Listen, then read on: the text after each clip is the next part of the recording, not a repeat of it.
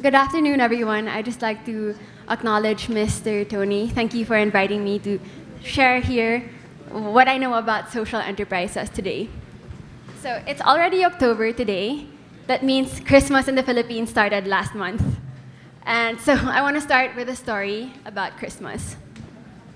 When I was 7 years old, I was at my grandparents' place celebrating the holidays. Titas, titos, lolos, and lolas went about their usual business, handing out red envelopes filled with cash to us children, simply for giving them a hug or kissing them on the cheek. Now, my family is not Chinese, but this is a custom that we like to follow anyway. I felt like a crazy rich Asian by the end of the night, having amassed 500 pesos. And I know that's not a lot, but to a kid, that was a lot of money. Moments later, I heard street children caroling outside my grandparents' place.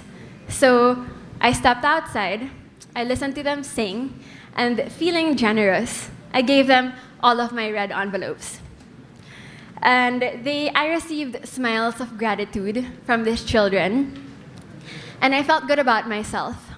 But not more than 10 minutes later, they were back with a much bigger group of children caroling, and I had no more money left. So I listened to them carol, and then afterwards I reached into my empty pockets and I apologized.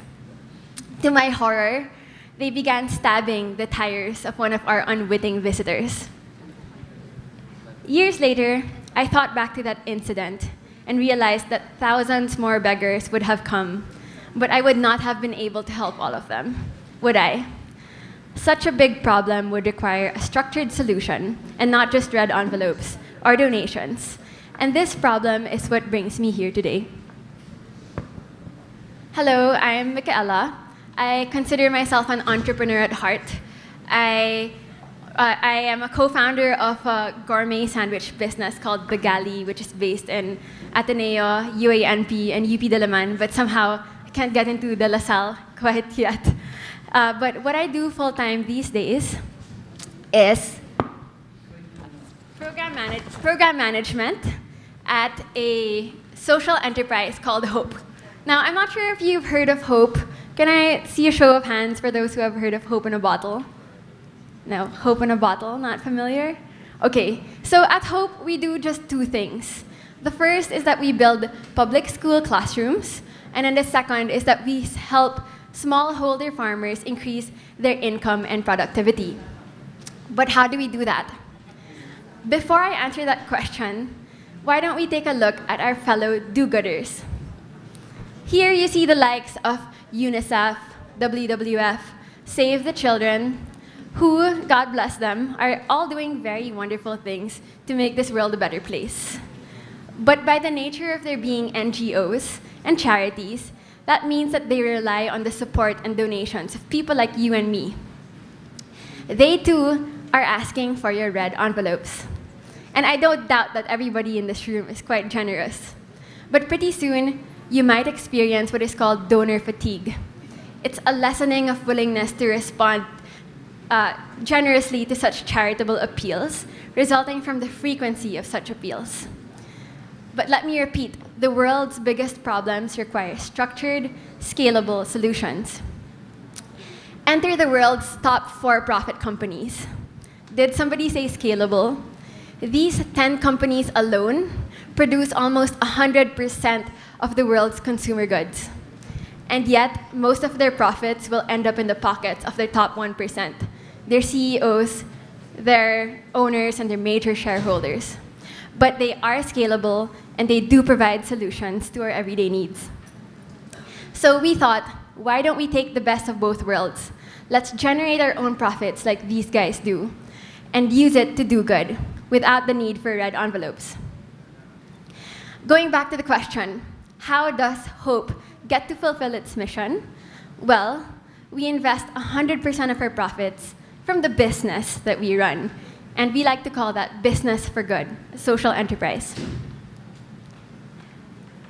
We believe that there is a compelling case for businesses to enlist their resources to solve the nation's most pressing problems, instead of leaving the tall task to governments, NGOs, and nonprofits alone. And why does this work? Because when a business solves a problem, it makes a profit, and that profit allows the solution to grow. And has Hope grown? You bet it has. Since we were founded in 2012, we've sold close to 17 million products.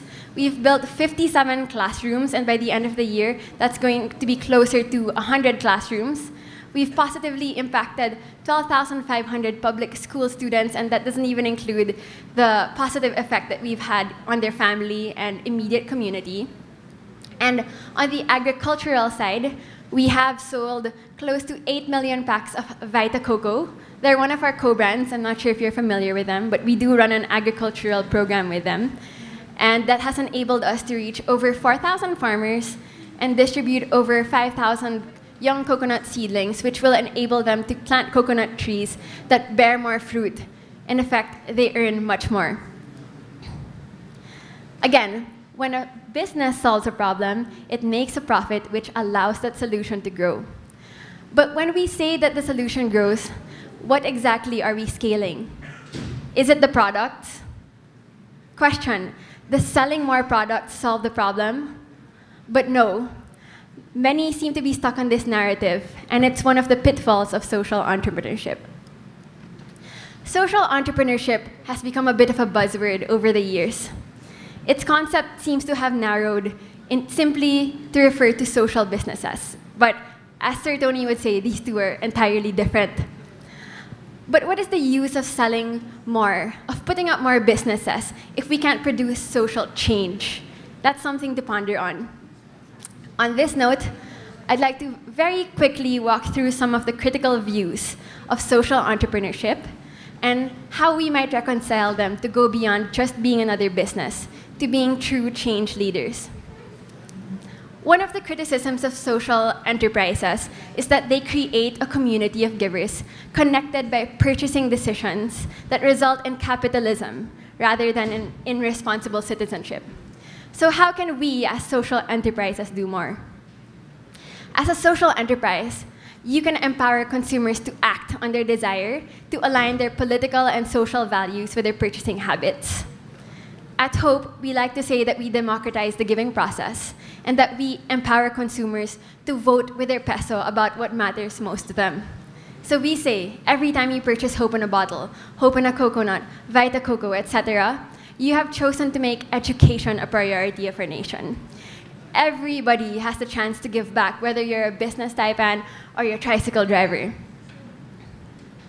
So here we are. Not only are we a business that has scaled, but one that has engaged in new breeds of philanthropists, consumers. Consumers who have real passion and interest in the causes that they wish to support. A second criticism of social enterprises is that we are accused of orchestrating high-profile marketing campaigns that effectively package the poor for consumption by consumers. In other words, poverty pornography. So, how can social enterprises do more? It's one thing to sympathize and to look at photos of out-of-school youth, of AIDS sufferers, of rape victims, and then out of pity, you donate a sum to them.